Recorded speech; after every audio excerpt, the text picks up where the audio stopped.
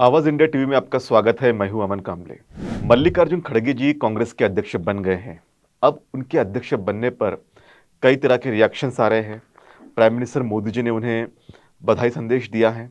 BJP के तमाम नेताओं ने कहा है कि इसका कोई खास असर नहीं होगा। इस बीच बीएसपी अध्यक्ष मायावती की भी प्रतिक्रिया आई है।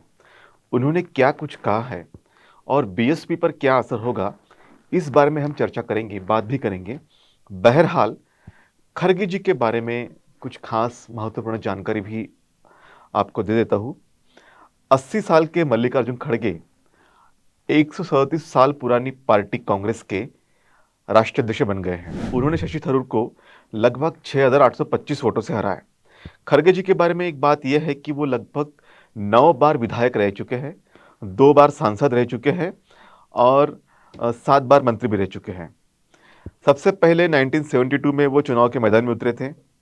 तब से सिर्फ एक बार 2019 का लोकसभा चुनाव वो हारे, लेकिन 2 महीने के बाद ही राज्यसभा में वो नियुक्त हुए और उन्हें राज्यसभा का जो है विरोधी पक्ष नेता भी निर्वाचित किया गया। एक वक्त ऐसा भी आया कि उन्होंने अपने दोस्त के लिए सीएम पद की दावेदारी छोड़ी।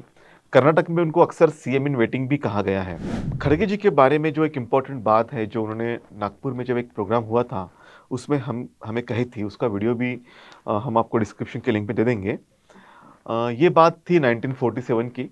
अगस्त का महीना था और मैसूर राज्य उस वक्त जो था, अब कर्नाटक है, उसका वरवट्टी गांव, यहाँ पर निज़ाम की हुकूमत थी और उस वक्त भारत को बांटकर पाकिस्तान बना गया। तो यहाँ पर भी जो है हिंदू मुस्लिम के दंगे हुए, कई फसाद हुए। तो वरवट्टी गांव पर भी निज़ाम की सेना ने हमला कर दिया था। तो इनके साथ में कुछ लुटेरे लोग भी थे।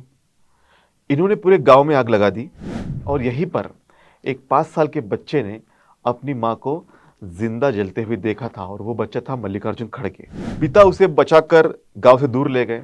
लगभग 3 महीने तक वो जंगल में रहे। बच्चों को किसी भी तरह की कोई दुविधा ना हो, कोई काम ना करना पड़े, इसलिए उन्होंने मजदूरी की, काम किया। मल्लिकार्जुन खड़गे को खूब पढ़ाया और मल्लिकार्जुन जी पढ़ लिख कर वकील बने और उसके बाद यूनियन लीडर बने, विधायक बने, कर्नाटक प्रदेश में मंत्री बने, सांसद बने, केंद्र सरकार में मंत्री बने और अब वो कांग्रेस के राष्ट्रीय अध्यक्ष बने हैं। तो हम बात कर रहे हैं मल्लिकार्जुन खड़गे जी के बारे में।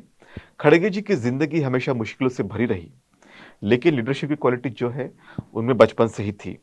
वो स्कूल में गए तो हेड बॉय बने, कॉलेज में गए तो स्टूडेंट लीडर बने, गुलबर्गा जिले के पहले दलित दलिस्तर बने। पहले ही बार में जब उन्हें टिकट दिया गया तो विधायक बने और लगातार 9 बार वो विधायक बने। 2 बार सांसद भी रहे और लेकिन 3 बार जो है कर्नाटक के सीएम बनते बनते रह गए। खड़गे जी इंदिरा गांधी जी के काफी करीबी नेताओं में से एक थे।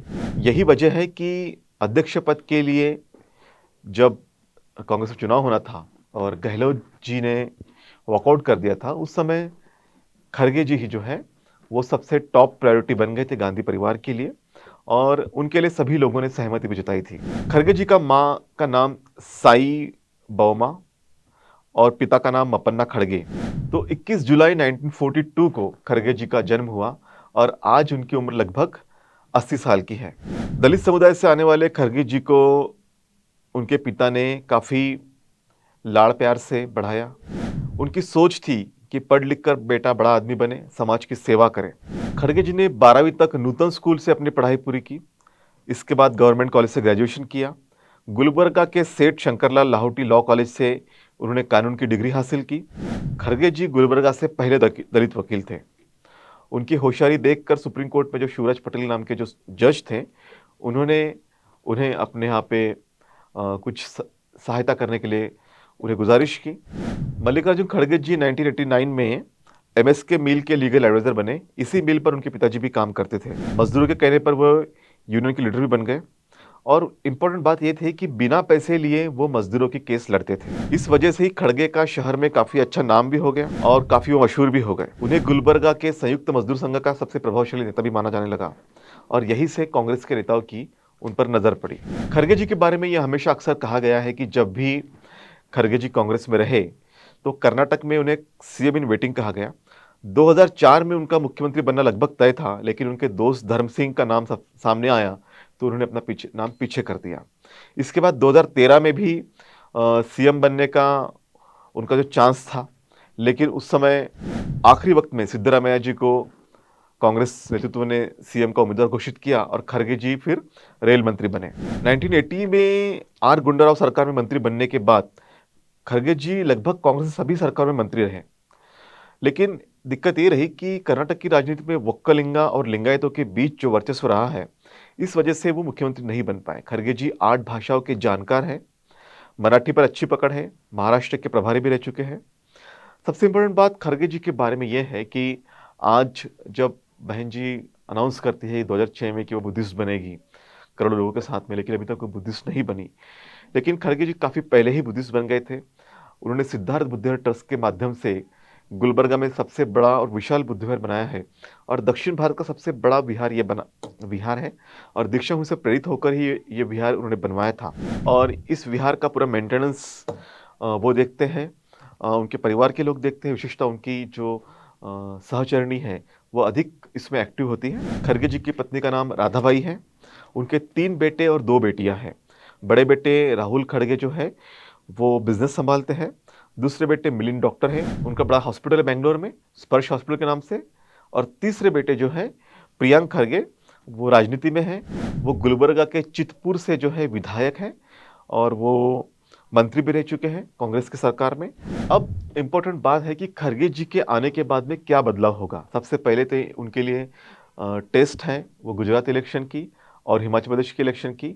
कहा जाता है कि हिमाचल प्रदेश में कांग्रेस सरकार बना लेगी, लेकिन गुजरात में आम आदमी पार्टी, कांग्रेस और बीजेपी के बीच में काफ़ी कांटे की टक्कर है। तो गुजरात के बारे में तो अभी हम नहीं कह सकते, लेकिन कर्नाटक में जो इलेक्शन होगा, उसके बाद में छत्तीसगढ़, एमपी, राजस्थान में जो इलेक्शन होंगे, वहाँ पर खरगे जी के नेतृत्व की कसौटी देखने को मिल सकती है।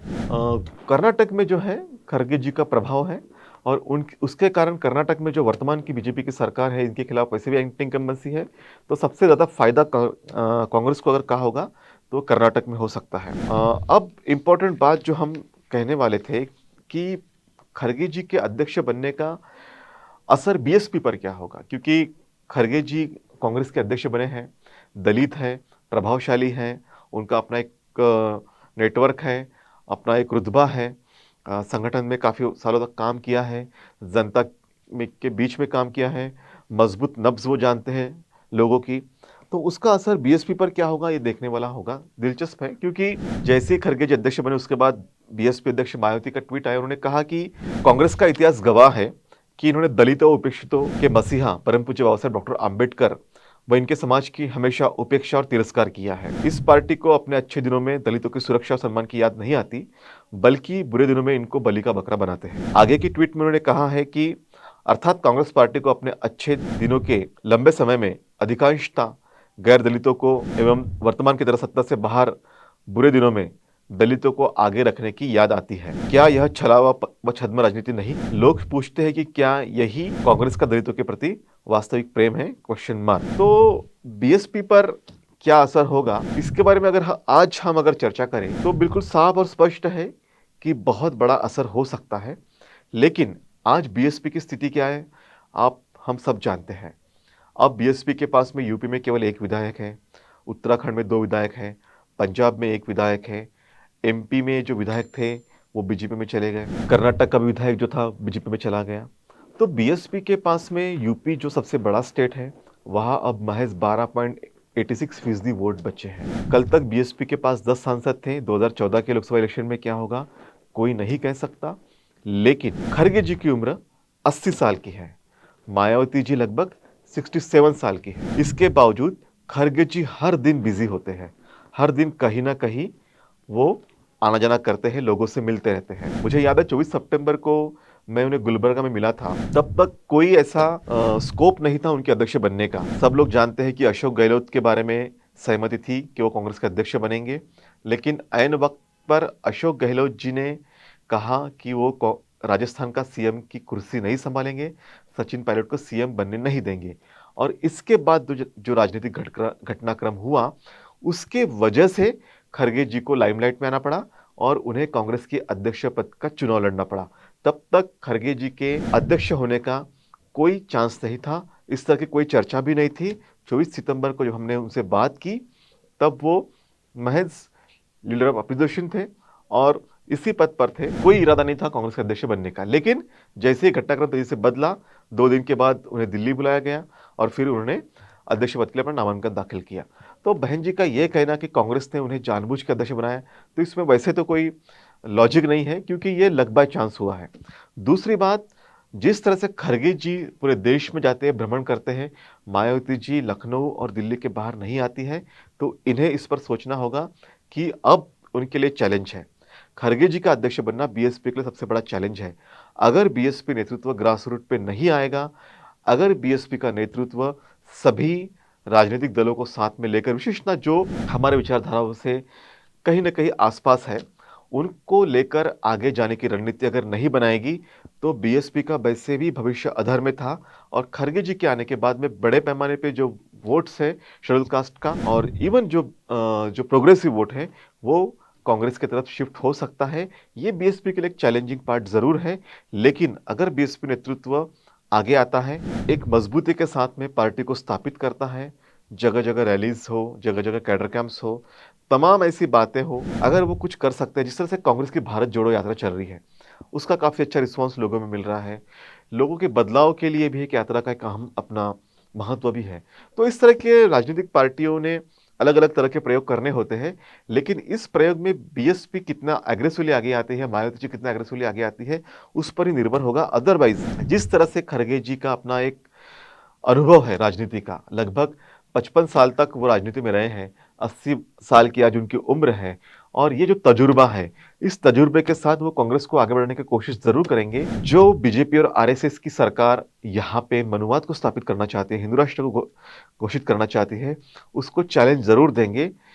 लेकिन ये करते-करते डेफ़िनेटली जो है शेड्यूल कास्ट का वोट शिफ्ट करने की कोशिश भी वो ज़रूर करेंगे।